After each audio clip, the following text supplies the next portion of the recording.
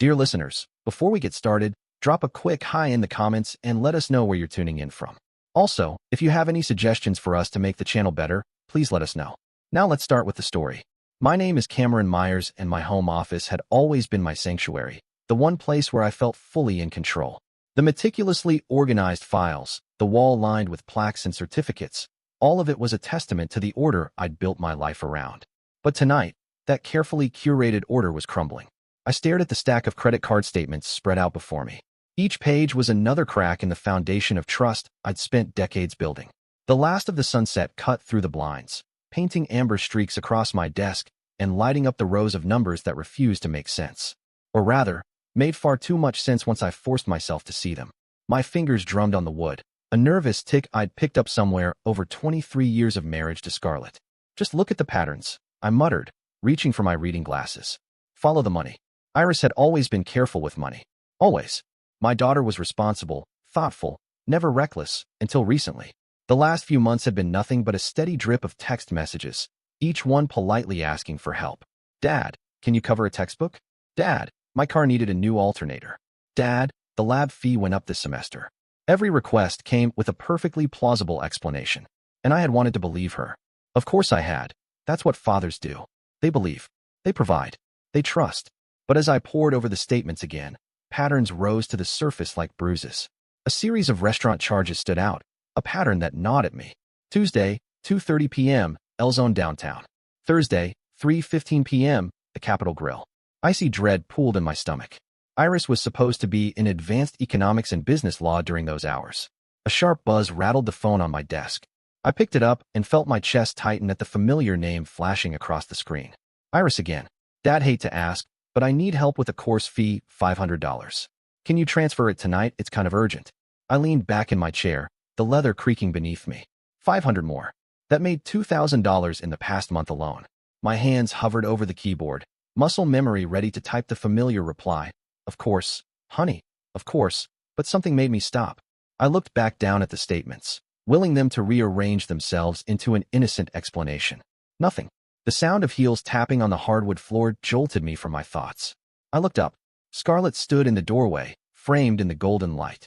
Her charcoal business suit was perfectly tailored, dark hair falling in waves that had once driven me to distraction back in law school.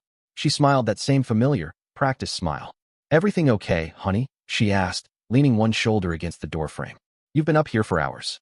I forced my face into a careful, neutral mask and gestured to the piles of paper around me. Just looking over some financials, I said. Iris has been asking for more help lately.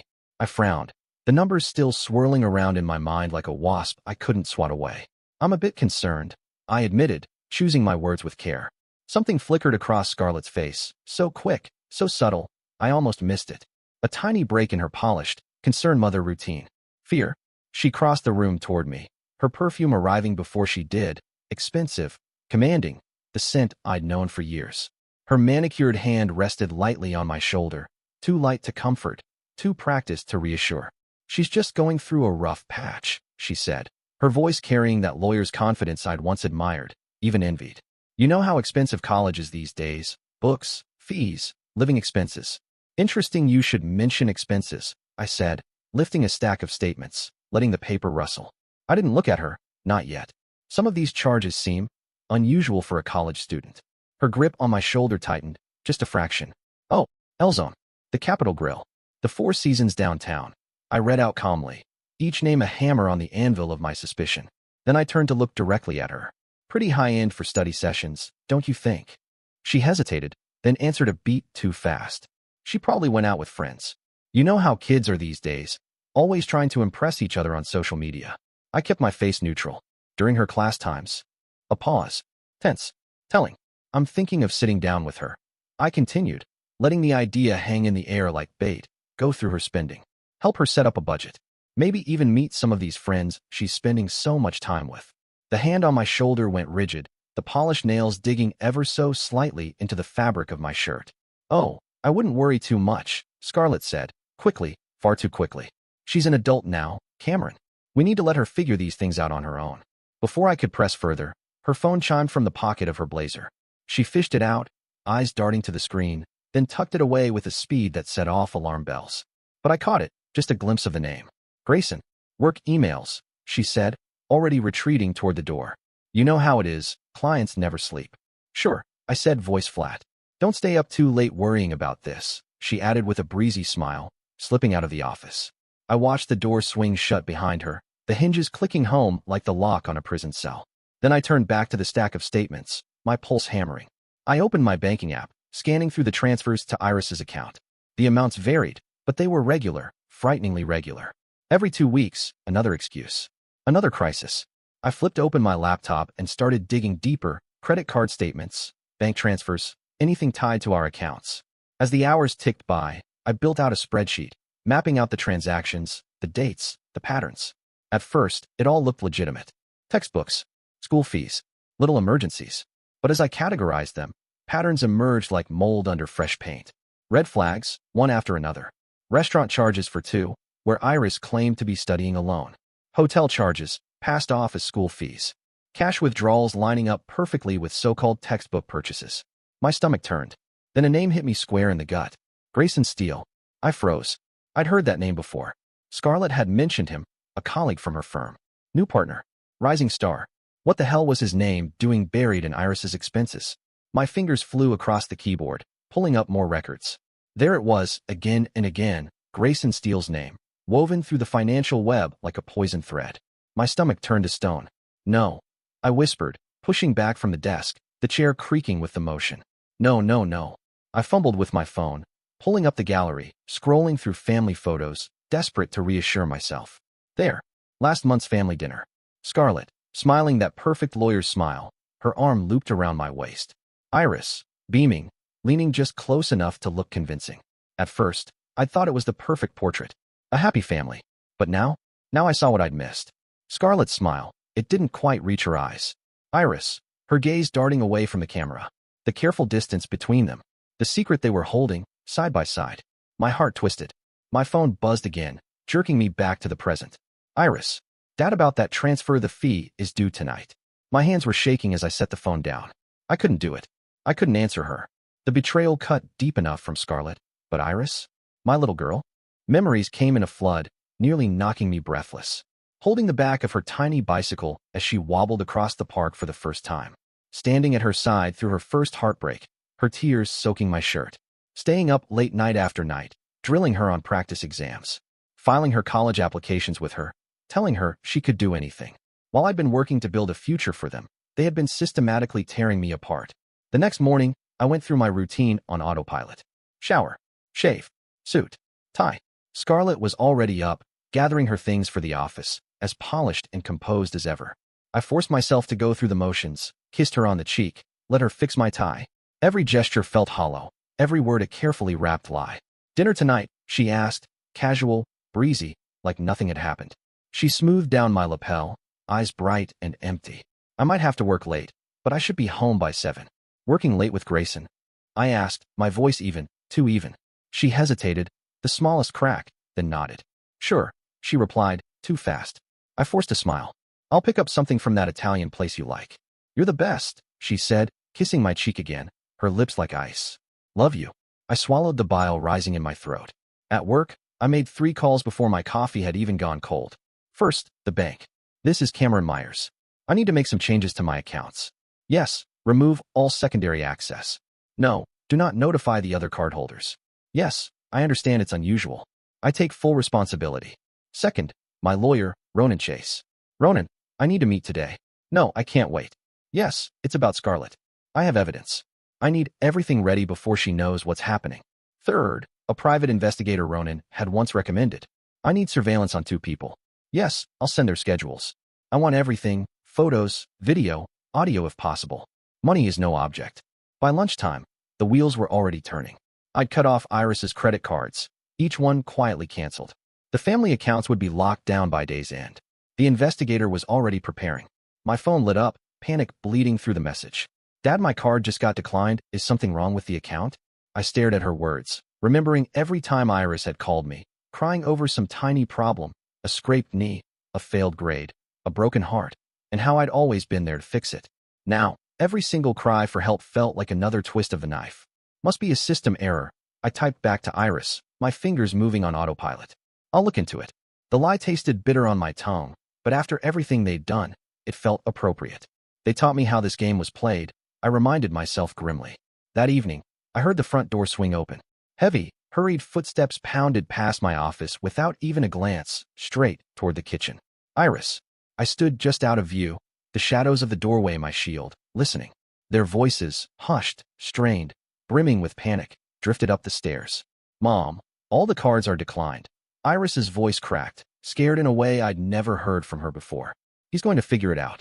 Lower your voice, Scarlett hissed, sharper than I'd ever heard her speak to our daughter. Your father's upstairs. I don't care, this is serious, Iris pressed. What if he traces the payments to Grayson? He won't, Scarlett shot back, her tone brittle. We've been careful. A pause, a stuttering breath. Just give me time to figure something out, Scarlett continued. I'll talk to Grayson tomorrow.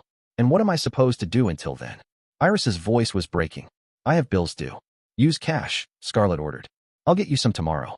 Just stay calm and act normal. I felt my fingernails biting half-moons into my palms as I stood there, listening. Every word another betrayal.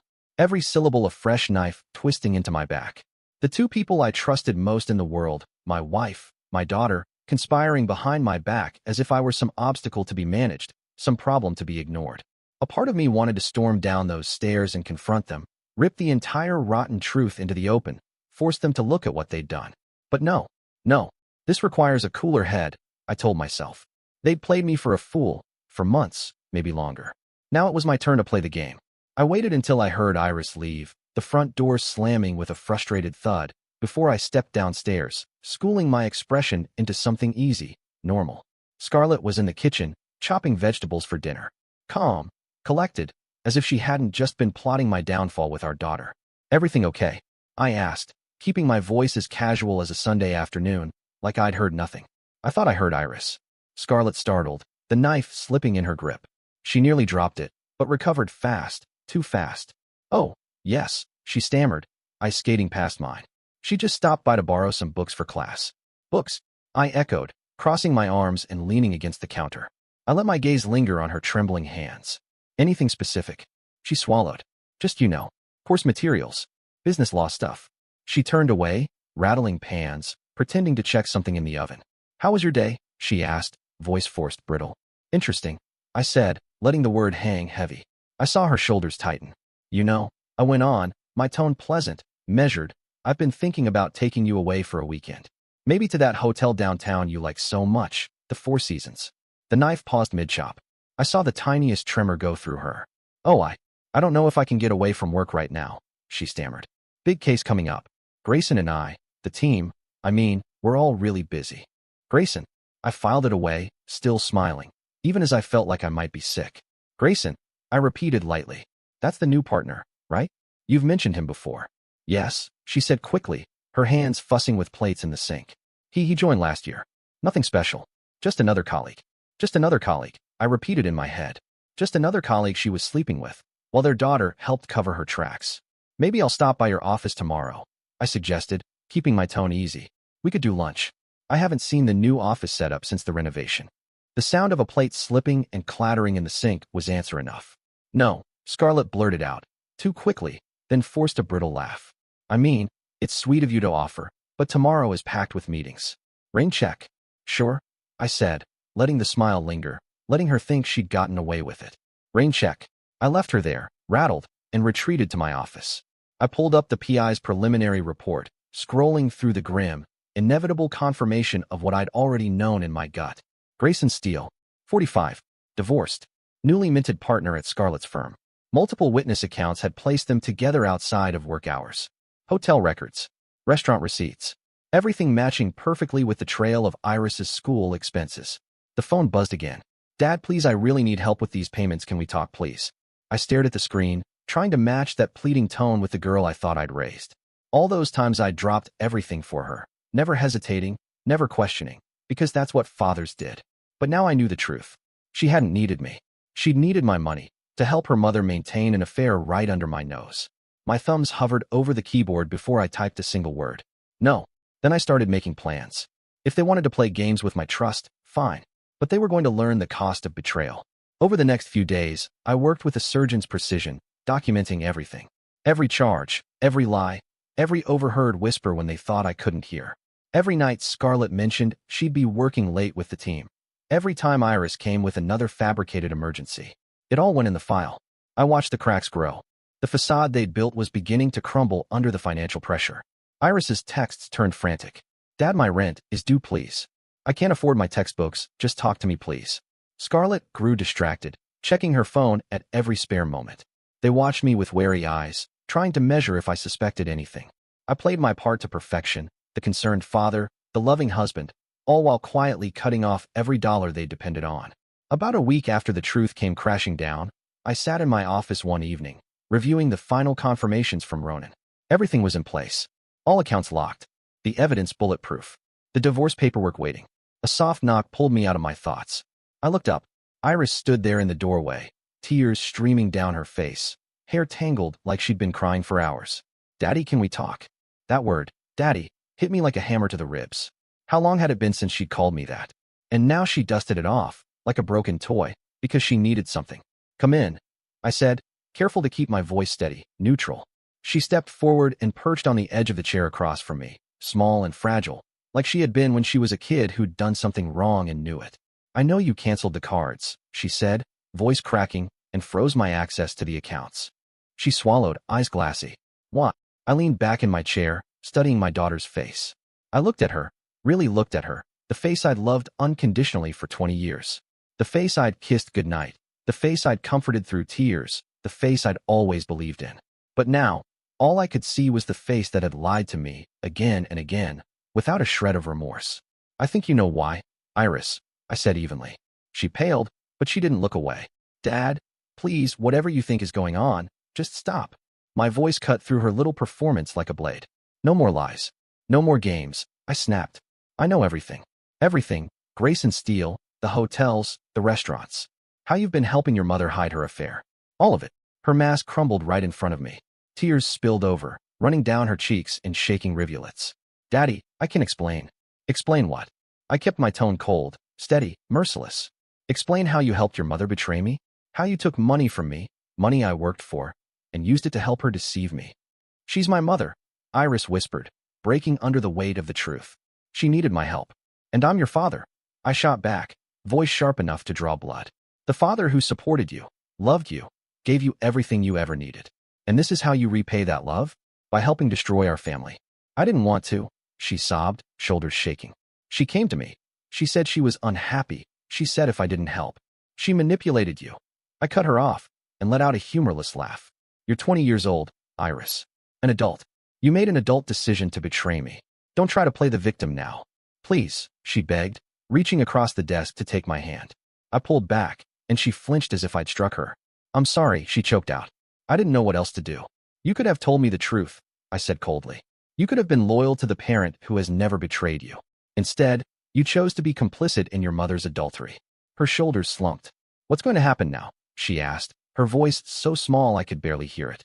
My smile was like ice. "Now," I said, "you get to experience the consequences of your choices.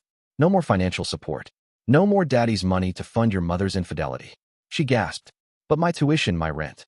"Not my problem anymore," I interrupted, turning deliberately back to my computer. "You're an adult, Iris. You made an adult decision to betray me. Now you can face adult consequences. Dad, please, get out." She sat there for another moment, silently crying, as if searching for any scrap of comfort. But I had nothing left to give. Eventually she pushed herself up, legs shaking, and fled the office.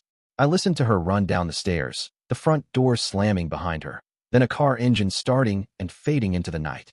A few minutes later, Scarlett's voice rose from the first floor. "Cameron, is everything all right? I just got a hysterical call from Iris." I didn't answer. Let her wonder. Let her sweat.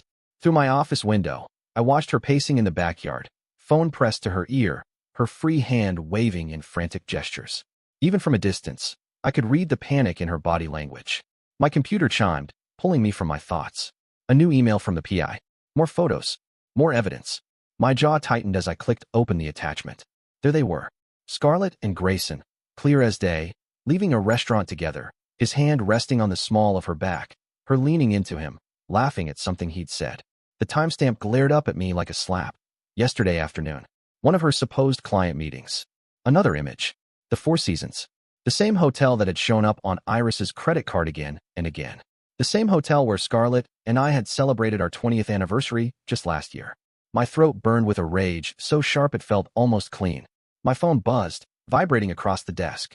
Scarlett, coming up to talk. We need to discuss Iris. I closed the photos, steadying my breath, then pulled up my email. 2 draft messages waited like loaded rounds in a chamber. One to Ronan, green-lighting everything we'd planned. Another to the PI, authorizing him to release the evidence to the right people. I heard her footsteps on the stairs. Quick, determined. The confident click of heels from a woman who still believed she was in control. Without hesitation, I hit send on both emails. A moment later, Scarlett appeared in the doorway. Perfect composure, except for that tiny fray around the edges. That tremor she couldn't quite hide. What's going on? She demanded. Iris is absolutely distraught. I turned slowly to face her, taking in every detail. The familiar eyes, the mouth I'd kissed for 23 years, the woman I'd built a life with. The same woman who had burned that life to the ground. Interesting, I said calmly, that you'd rush up here about Iris. But you haven't once asked about the credit cards. She blinked, thrown off balance. What do you mean? The cards that were declined, I explained, cold and even. The accounts that were frozen.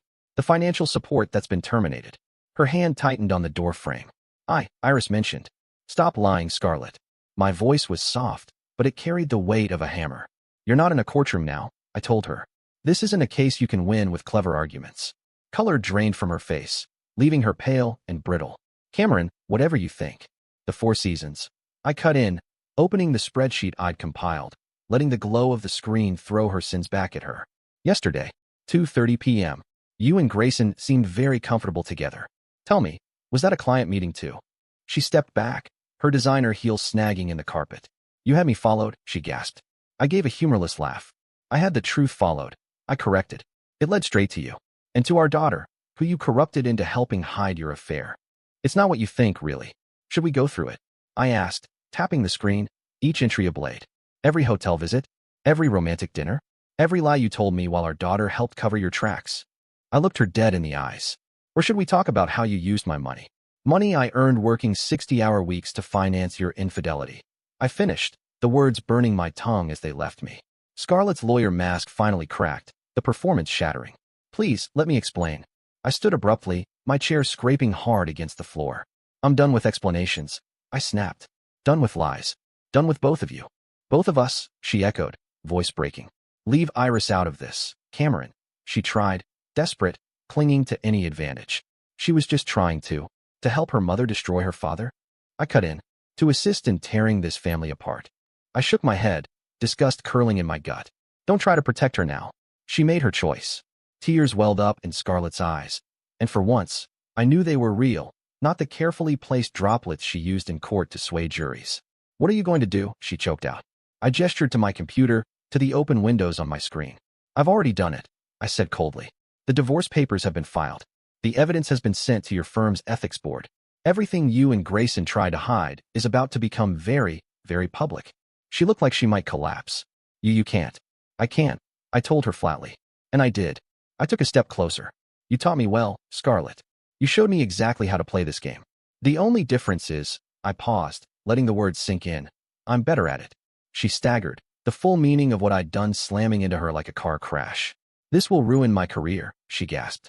Yes, I said simply. And Iris will learn that actions have consequences, just like her mother. Her knees buckled, and she clung to the doorframe for balance, mascara streaking down her cheeks. Please, Cameron, she pleaded. We can work this out. Go to counseling, start over. I walked to the window and looked out at the life I'd built with her, the manicured lawn, the garden she'd loved, the treehouse I'd built for Iris when she was 7. All of it, I realized now, built on a foundation of lies. There's nothing to work out, I said, my back still to her. Nothing to save. I drew a slow breath, steady and final. You and Iris killed everything I thought we had. I told her, my voice quiet but absolute. Now you both get to live with that decision. Silence hung in the room like a noose. Get out of my office, Scarlett, I ordered. Go call Grayson. Tell him how your perfect plan fell apart. Tell him how you lost everything trying to have it all. For a second, all I could hear was her breathing, ragged and shallow. Then a choked sob, followed by the hurried, uneven clack of her heels retreating down the hallway. A few minutes later, I heard the front door slam, and the roar of her car engine.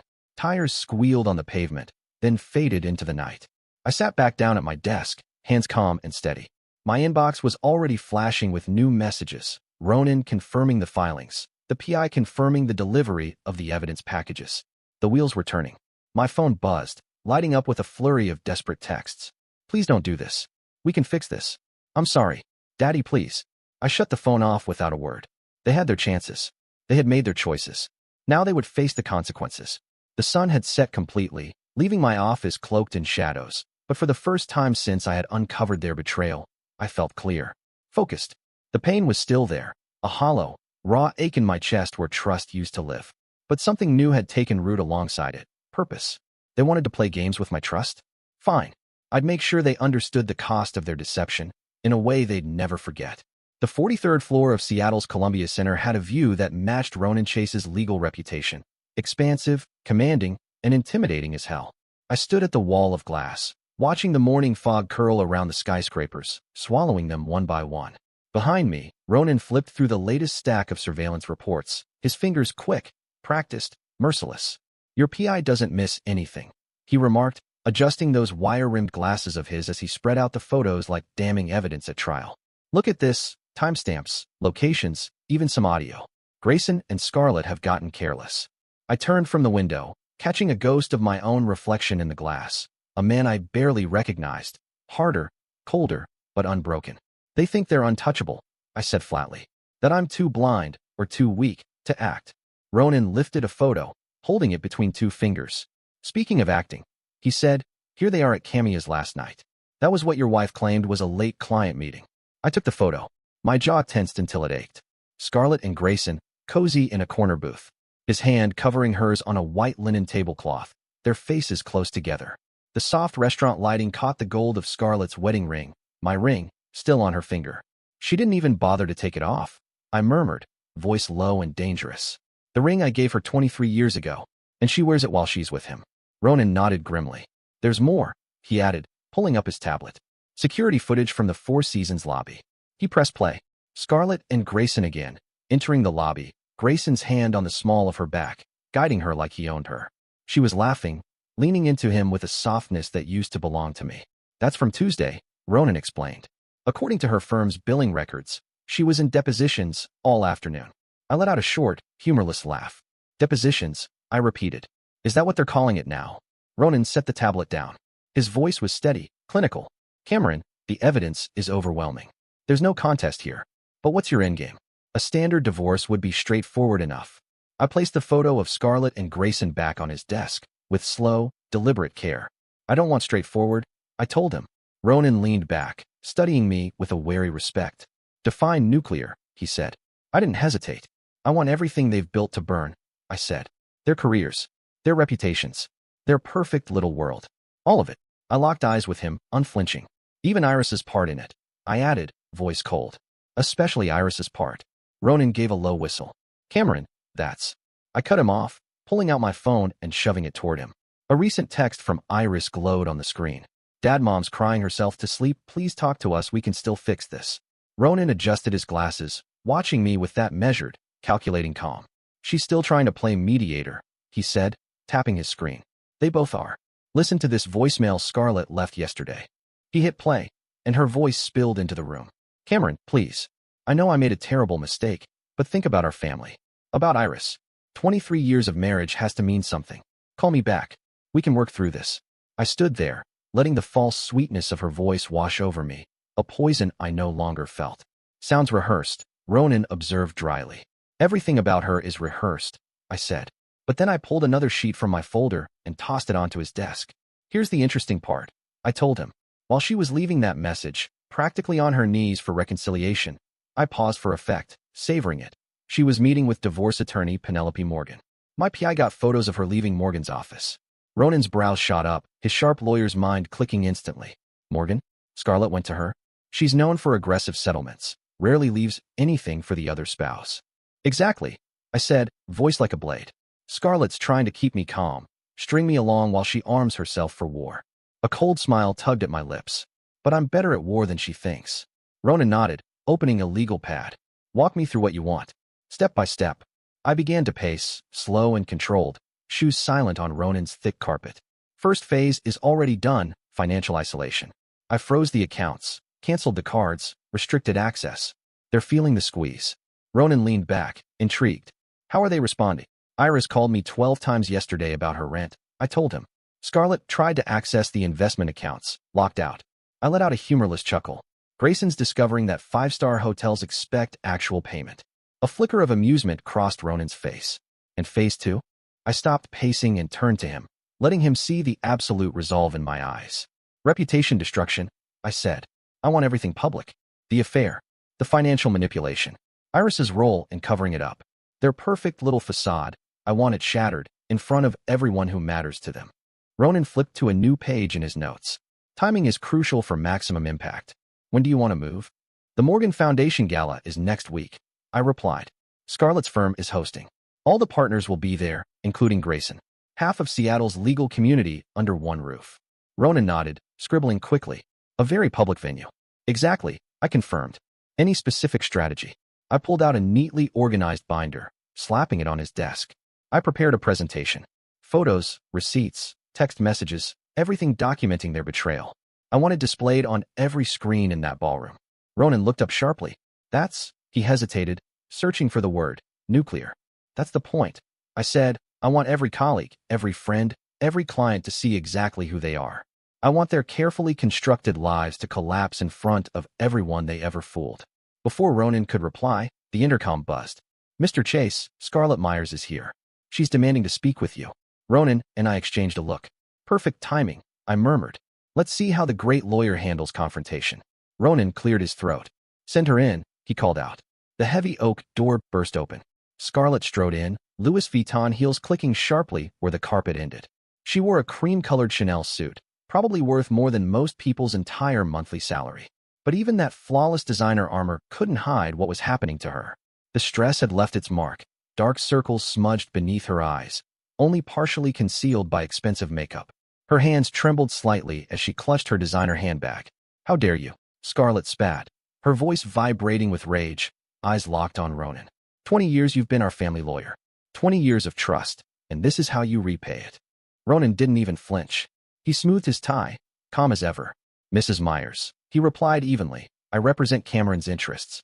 Given the circumstances. The circumstances? She exploded, whipping around to face me, her voice pitching higher. Is that what we're calling your vindictive crusade now? I met her gaze, steady as stone. Interesting choice of words, I said coldly, coming from someone who's been sleeping with her colleague while turning her daughter into a lookout. Don't you dare bring Iris into this, she shrieked, a vein in her temple throbbing. You brought her into it. I shot back, letting every syllable slice through the lie. You turned our daughter into your accomplice. Was it your idea or hers to use my money to fund your hotel meetings with Grayson? A flush of color rose in her cheeks. Anger, shame, I couldn't tell. You have no proof, she tried, voice shaking. Ronan interrupted smoothly, sliding a thick folder across his polished desk. Actually, he said, we have extensive proof. Would you like to start with the hotel receipts? The restaurant bills? Or perhaps the text messages coordinating your business meetings? Scarlett's hands trembled as she tore open the folder, her breath quickening with each page she turned. I saw her face go pale, her mask cracking for the first time. How did you? I'm thorough, I told her, stepping closer so she could see exactly how calm I'd become. Unlike you and Grayson. Sloppy, really, using the same hotels, meeting during office hours, dragging our daughter into it, with my money. Cameron, please, she stammered, her voice cracking. Whatever pity I'd once had for her was long gone. Whatever you're planning. You'll find out soon enough. I cut in, turning to Ronan. Are we done here? One more thing, Ronan said, pulling out a document bound in blue legal tape. Scarlett, this is a courtesy copy of the divorce filing. You'll be formally served tomorrow at your office. Scarlett snatched the papers from him, her lawyer instincts taking over as her eyes darted across the text. But then her face shifted from stunned to furious.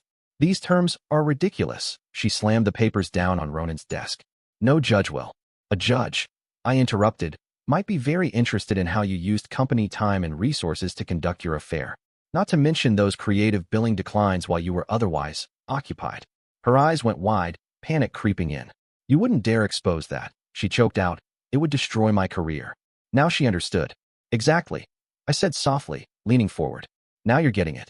I moved to the door, not even giving her another look. Oh, and Scarlett. I paused, turning my head slightly. Tell Grayson I said hello. You'll both be hearing from the ethics board soon. Cameron, she called after me, her voice cracking. Everything we built, 23 years, you destroyed it. I turned fully, letting her see how dead my eyes had gone. Every lie, every betrayal, every time you involved our daughter in your deception. You did this, I told her. Now you get to live with the consequences. I left her standing there, clutching those divorce papers like a drowning woman grasping a lifeline, her pristine mask in ruins. Later that night, I sat alone in my home office, the low hum of the city beyond my window, reviewing the final plans for the gala, for exposure. The phone buzzed in my hand. A new text. From Grayson Steele himself. We need to talk. Man to man. This doesn't have to get ugly. I laughed, a dark, hollow laugh that felt foreign in my own throat, and typed back. It got ugly the moment you started sleeping with my wife. A second buzz. Think about what you're doing. This won't just hurt Scarlett. Think about your daughter. Should have thought about that before you helped destroy my family, I texted back to Grayson. My thumbs barely hesitated before I fired off the next line. Let's meet tomorrow. I can explain everything, he begged. Nothing to explain, I replied. But stay tuned. Things are about to get very interesting. The doorbell rang, interrupting the steady beat of my pulse. I glanced at the security monitor and felt the familiar ache twist in my chest. Iris stood there on the porch, hugging herself against the chill. She looked so thin, the designer clothes hanging loose on her like a costume that no longer fit. I thumbed the intercom. Go home, Iris. Dad, please. Her voice cracked through the speaker, desperate. 5 minutes. That's all I'm asking. I clenched my jaw. Why? So you can run back to your mother and feed her more intel. No, she choked out. I need to understand what you're planning. People are scared. Good, I thought, but against my better judgment, I buzzed the door. She pushed open the office door moments later, looking younger than 20, eyes raw and red from crying. You look terrible, I observed flatly.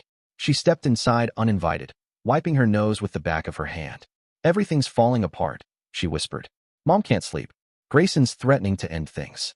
The partners at the firm are asking questions about billing irregularities. I let a cold smile cross my face. Sounds like karma to me. Is that what this is about? She pleaded. Revenge. I stood slowly, feeling the weight of every choice settle on my shoulders. No, Iris. This is about consequences. Actions have them. It's time you both learned that. By destroying Mom's career, her reputation, I bit down on the wave of disgust. She destroyed her own reputation the moment she started sleeping with Grayson. You just helped her hide it. She was unhappy. Iris's voice cracked. She felt trapped, ignored. She could have talked to me. I slammed my fist on the desk, making her flinch. She could have asked for counseling, for changes, for a divorce. Instead, she chose to lie, to cheat, and to manipulate you into helping her. I didn't want to help, she sobbed, tears streaking her face. She said if I didn't, she'd leave. She said you'd never forgive her, that you'd destroy everything. And look what happened anyway. My laugh was hollow, slicing the air like a scalpel. She manipulated you just like she manipulated me. The difference is, you chose to be her accomplice. She was silent then, except for quiet sniffles, shoulders shaking. The gala tomorrow night, she finally said, voice small. Mom's terrified. You're planning something, aren't you? She should be. I told her, flat and final. Dad, please. Whatever it is. Get out. I roared, the rage too big to contain. She jumped back, eyes huge. You lost the right to ask anything of me the moment you chose to help her betray me. She fled, sobbing, the door slamming behind her hard enough to rattle the picture frames on the wall. I stood alone in the echo, breathing heavy, letting the silence settle before turning back to my computer. The presentation was already queued up, photos, receipts, text messages, a blueprint of betrayal, bulletproof and undeniable. Everything ready to expose them for what they really were. My phone buzzed again. Scarlett's name. The gala tomorrow. Please think about what you're doing. I didn't respond. Let her twist in her own panic. Let her wonder how thoroughly her carefully constructed world was about to collapse. The next evening, I stood before my bedroom mirror, adjusting my bow tie with a steady, practiced hand. Tom Ford, perfectly tailored, sharp enough to cut glass, whispered power, old money, absolute control. My phone buzzed again, a final chorus of desperation. Iris, Dad, I'm begging you, don't do this. Scarlett, we can talk about this. Please don't destroy everything. Grayson, be reasonable. Think about the consequences. I silenced it and slipped it into my pocket. The time for talk was long past. The Morgan Foundation Gala had transformed the Grand Hyatt's ballroom into a shrine of polished wealth and manufactured grace. Glittering chandeliers, crisp tuxedos, champagne flutes clinking in every direction. A string quartet sawed through a Mozart arrangement in one corner, barely heard over the chatter of Seattle's legal elite, all eager to display their power and social polish. My eyes swept the room, methodical, hunting. There, Scarlett. Black Valentino gown, perfectly draped, her hair arranged with meticulous precision. The same perfection she'd always pursued, down to the smallest detail. Except tonight I could see it for what it was, a costume. I watched the way her smile was a little too stiff, her shoulders tense under the silk, her eyes constantly scanning the room. For me, no doubt. Across the ballroom, Grayson lurked, his tuxedo doing nothing to hide how ill at ease he looked, his posture all wrong, hands fidgeting. He was watching Scarlett with that same glassy-eyed lust I'd seen in the surveillance photos. Neither of them had spotted me yet. Good. Cameron, a voice called. I turned to see Samantha Chase, the managing partner at Scarlett's firm, gliding up with a practiced smile. I didn't know you were coming. Scarlett didn't mention it. I returned a smile of my own, razor sharp. I'm full of surprises tonight, Samantha. Actually, I was hoping to say a few words. I've prepared something special for the occasion. Her eyes brightened. Of course, we're doing speeches in about 20 minutes. I'll add you to the list. Perfect. As she drifted away, I turned my gaze back to Scarlett. She had finally seen me. Her smile slipped, champagne glass frozen halfway to her lips. I watched the panic bloom in her eyes. Predictably, she reached for her phone, probably warning Grayson. Right on cue, Grayson appeared at her elbow, trying to follow her frantic gestures. I could see them arguing, Grayson's face darkening, Scarlett shaking her head hard as he tried to start toward me. Too late, I thought. Far, far too late. 20 minutes later, Samantha tapped her glass for attention. Ladies and gentlemen, thank you so much for supporting the Morgan Foundation tonight. We have a special presentation from Cameron Myers, husband of our own Scarlett Myers. I stepped onto the stage. Calm. Precise. I plugged my USB drive into the laptop linked to the ballroom screens, feeling a hush ripple through the crowd. Scarlett and Grayson were pushing through the guests, trying to reach me, but the flow of people slowed them like mud. Good evening. I began, my voice ringing clear through the speakers. Many of you know me as Scarlett's husband. Others know me as a business owner, a colleague, a friend. Tonight, I'd like to share something about trust, integrity, and consequences. The first photo appeared on the giant screens. Scarlett and Grayson, entering the Four Seasons together. The timestamp as clear as a scar. There was a collective gasp, a sharp exhale from the assembled crowd. You see, I continued, my voice steady. While my wife was billing clients for strategy meetings, she was engaged in a different kind of partnership. More images cycled onto the screens, restaurant receipts, hotel invoices, text messages, each one driving the knife deeper. Scarlett finally reached the podium, eyes wide, her voice cracking. Cameron, stop this, she begged, her hand grabbing for my arm. But I didn't even flinch. Wait, I told her, never breaking eye contact with the audience. There's more. Credit card statements lit up the screens next, highlighting transaction after transaction, payments routed through my daughter's accounts. Not content with just betraying me, I continued, ignoring Scarlett's pale, stricken face inches away from mine. They enlisted my daughter to help hide their affair, using my money, my trust, to fund their deception. You're making a mistake, Grayson growled, grabbing my arm. I looked him straight in the eye, the same eyes that had sized up my wife like a trophy, and shook him off like he was nothing. No, I said, calm, lethal, I'm correcting one. Then I turned back to the stunned audience, refusing to lose my rhythm. The ethics board has received copies of everything you're seeing, I continued, letting my voice cut through the sudden chaos. As have the relevant bar associations. I believe they'll find it particularly interesting how client billing hours were used to cover your personal activities. All around me, the ballroom had detonated. People were talking over each other, pointing at the screens, some covering their mouths in shock. Samantha Chase was stalking toward the stage, her face a gathering thunderstorm. I could hear snippets. The Four Seasons. On client time. Their own daughter. It was a symphony of their downfall. I let it wash over me and raised my voice once more, making sure Scarlett and Grayson could hear every syllable. I've learned something valuable tonight. I let the pause sting. Trust, once broken, can never be repaired. And actions. My eyes locked on Scarlett's. Her mascara had smudged, streaks of panic carved down her perfect face. Have consequences. I stepped down from the podium, feeling Grayson trying to get closer, Scarlett reaching out with a trembling hand. I ignored them both, leaving the evidence rolling on the screens like a grim fireworks show. As I walked toward the exit, I caught Samantha's voice booming behind me. Grayson, Scarlett, my office. First thing tomorrow morning. And someone get our PR team on the phone, now. Perfect. The moment I stepped into the cool night air, a weight lifted from my chest. I loosened my bow tie, breathing deep, letting the rush of adrenaline settle. My phone was vibrating so hard it felt like a living thing. Calls, texts, news alerts, all fighting for my attention. I ignored them. The trap had sprung exactly the way I'd designed it. I slid into the back of the waiting car. My phone finally demanded notice with a text from Ronan. Ronan, ethics board received everything. Emergency meetings scheduled Monday. Local news already picking up the story. Another pinged in, this time from the PI. PI, social media is exploding. Videos from the gala are going viral. I let out a slow, measured laugh. Scarlett and Grayson's careers, dead. Their reputations, ashes. Their perfect illusions, obliterated. And this was only the first night. The following morning, sunlight poured into my office through tall windows, slicing across the computer screens stacked with news reports. Prominent lawyer's affair exposed at charity gala. Ethics scandal rocks top Seattle law firm. Daughter helped mother hide affair.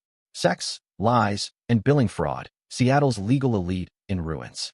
Each headline felt like a bullet I'd fired on target. My phone rang, Ronan again. I took it on speaker. You've seen the coverage? Ronan asked, no pleasantries. Every word. I answered. It's spreading faster than I hoped. Seattle Times has it as their lead. Legal blogs are dissecting it line by line. Samantha Chase called an emergency partnership meeting for 9 o'clock this morning. And guess what? Grayson and Scarlett have been explicitly uninvited. I smiled. How's Grayson holding up? Ronan chuckled darkly. He tried mumbling something about personal matters and privacy before practically running from the cameras.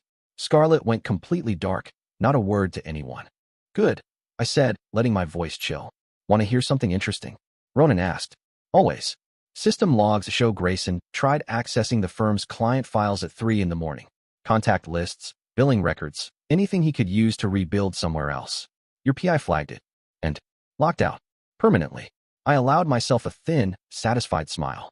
Planning his escape. Pathetic. He's finished in Seattle, Ronan confirmed. No reputable firm will touch him after this. Before I could reply, the intercom crackled to life, the security guard from the front gate sounding hesitant. Mr. Myers? Your wife, Mrs. Myers, is here with Mr. Steele. She's quite insistent. I checked the gate camera, and the sight nearly made me laugh out loud. Scarlett and Grayson stood there like drowned rats, looking as if they'd aged a decade overnight. Scarlett's usually perfect hair was flat, her designer outfit rumpled, the expensive fabric creased in ways she'd never allow if her world hadn't just collapsed. Grayson looked worse, his tie half undone, shirt wrinkled, face pale, the desperate panic practically radiating off him. Ronan, I said into the phone, I'll call you back. The star-crossed lovers have arrived. You want me to listen in? He asked. No need. I can handle this performance. I hit the intercom. Security, send them up. And record everything. I leaned back, fingers steepled, watching them on the internal feed as they stepped into the hallway. Their frantic whispers reached me through the mic. Let me do the talking, Scarlett was saying, voice cracking. He might still listen. Listen? After what he did last night. Grayson's voice was edged with raw anger. He's destroyed everything. He's hurt, she shot back. If I can just make him understand. That was enough. I let my voice cut straight through their pathetic little strategy session as they reached my door. Understand what? I called out coldly. How you betrayed me. How you corrupted our daughter. Please, enlighten me. They stepped inside, Grayson a step behind her, his confidence in tatters. Up close they looked even worse, their skin waxy, eyes bloodshot, shoulders slumped. Scarlett tried first, hands out in that lawyerly placating gesture I'd seen her use on juries for years. Cameron, we need to talk about this. Rationally. I laughed, hard, sharp, humorless. Like how you rationally decided to sleep with your coworker? I said. Or how you rationally decided to teach our daughter to help you cover your lies. Grayson stepped forward, a flush creeping up his neck. The firm is in chaos, he spat, voice cracking. Clients are calling, demanding explanations.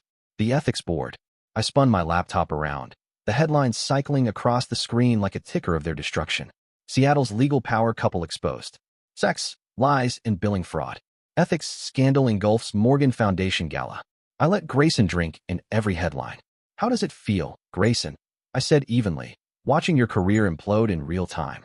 He tried to square his shoulders, forcing what was left of his bravado. You've made your point, he barked, stepping closer. Call off the dogs. Tell them it was a misunderstanding. I stood slowly, my body uncoiling like a loaded spring. A misunderstanding? I repeated, venom dripping from every syllable. Was it a misunderstanding when you took my wife to the Four Seasons? When you billed romantic dinners to your clients? When you helped twist my daughter into your personal errand girl? Grayson flinched, shooting a furious glare at Scarlett. I never wanted Iris involved, he snapped. That was her idea, not mine. Scarlett's mask shattered. Grayson, she gasped, voice breaking. What? It's true, he spat, voice rising. You're the one who insisted she help. Said it would be easier if she managed the arrangements. I watched them throw each other to the wolves without hesitation, their so-called love dissolving right in front of me. The moment was almost poetic. Throwing each other under the bus already, I said with a thin, predatory smile. Didn't take long. Cameron, please, Scarlett tried again. Coming closer, desperation leaking out of every pore. Whatever you want, money, property, anything. Just stop this. The ethics board is reviewing our licenses. Our careers are over. I stared into her tear-rimmed eyes, feeling absolutely nothing. Just like our marriage, I said flatly. Just like Grayson's precious partnership. Just like everything you two built on lies. Grayson exploded, his voice going savage. Listen, you self-righteous scumsucker. I moved faster than he expected, grabbing the front of his tie, yanking him forward until his face was inches from mine. I could see every drop of fear in his eyes. No, you listen, I hissed. You took my wife. You helped destroy my family. You corrupted my daughter. Now you get to watch everything you built burn to the ground. I shoved Grayson back, letting him stumble over his own cowardice. The look on his face, that panicked, hollow dread, almost made me smile. Cameron.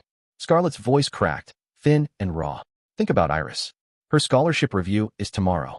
I turned my eyes on her, letting her see every ounce of the contempt I felt. Yes, I know. I made sure they had copies of everything. Every shred of evidence. How she helped you hide your affair. Every lie. Every manipulation. Every betrayal. Her face blanched, mouth dropping open. She's your daughter, she pleaded. She was my daughter. I corrected, my voice cold enough to burn. Now she's just another conspirator in your betrayal. My phone buzzed, a text from Ronan. Ethics board convening now. Evidence being presented. I looked at them, their faces slack with dread. I believe the ethics board is waiting, I said coolly, turning back to my computer. Oh, and Grayson, don't bother trying to access any more firm files. IT has locked you out completely. Grayson's complexion went to ash. How did you? I know everything. I cut in, my smile like a blade. Every desperate attempt to salvage your career, every call to other firms, every rejected application. Face it, Grayson, you're finished in Seattle. You can't do this, Grayson rasped, voice breaking. My reputation is exactly what it should be, I snapped. A man who sleeps with his colleagues' wives, who helps manipulate their children, who betrays every personal and professional trust placed in him. I stood, straightening to my full height. Now get out. Both of you. Cameron. Scarlett tried one last, pathetic gasp. Out. I repeated, final. They fled, Grayson almost tripping over himself, Scarlett's heels hammering down the hall in a panicked staccato. I watched them go through the security feed, saw them arguing in the driveway before they split, driving away in separate cars like the cowards they'd always been. My phone lit up with more updates from Ronan. Ethics board reviewing billing records, especially those that overlap with hotel stays. PI reports Grayson tried to book a flight to Los Angeles, card declined. Local news requesting comment on law firm's scandal and family involvement. I was still processing it all when the intercom buzzed again. Mr. Myers, your daughter is here, the guard reported. Alone this time. I clicked to the camera feed and saw Iris standing there, shoulders hunched, face streaked with cheap mascara that looked like war paint. The expensive clothes she'd bought with my money now hung off her like rags, as though she'd shed 20 pounds of pretense along with the weight of the last few days. Send her away, I said reflexively. The guard hesitated. She says she has documents from the university. Something about her scholarship. I paused, staring at her face on the screen. Broken. Defeated. Send her up. I watched her walk the long driveway, every step hesitant, the confident strut gone, replaced by a kind of meek dread I'd never seen in her before. She looked like a child again, a child who knew they'd failed a test that mattered. She knocked softly at my door. Come in, I called. Iris stepped inside, clutching a battered manila envelope like a lifeline. She didn't even try to smile. They suspended my scholarship, she blurted, her voice hoarse, broken. The ethics committee wants a formal hearing next week. Her breath hitched, tears welling. Dad, I can't afford tuition without it. I'll have to leave school. I nodded, letting the silence hang heavy between us. Sounds like a consequence of your choices. My choices? She snapped, stepping forward as anger momentarily flared through the heartbreak. Mom manipulated me. She said if I didn't help, she'd leave. That it would be my fault if the family fell apart. Her voice cracked again. So you chose to help her destroy it. Instead, she had the gall to say she'd been trying to keep everyone together. I stared at her, letting the disgust rise unchecked. By lying to me, I demanded, my voice low and dangerous. I stood, letting my full height force her to shrink back. By using my money to fund their affair? By covering their tracks while they made a fool of me?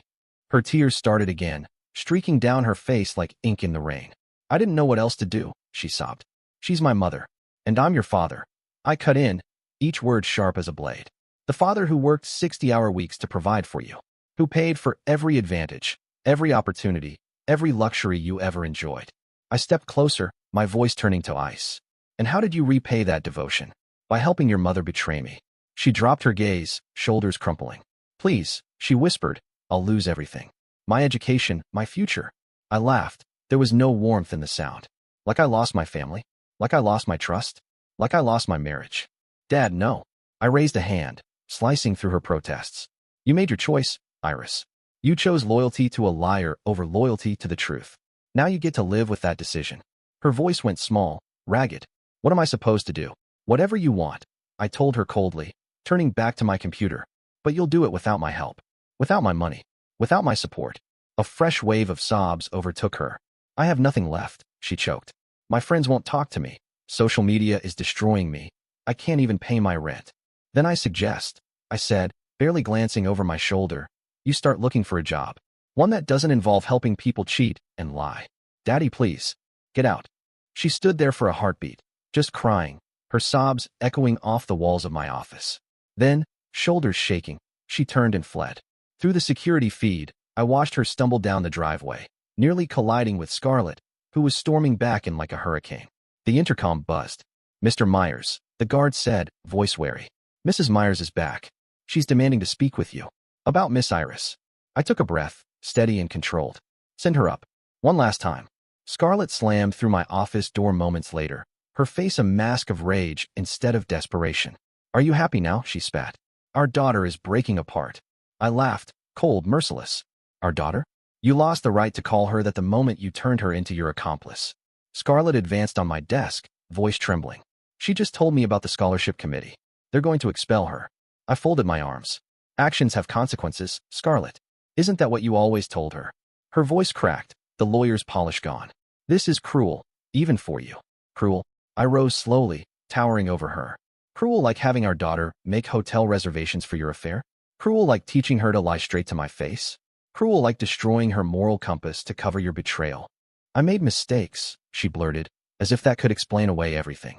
No, I growled, voice like thunder. A mistake is forgetting an anniversary.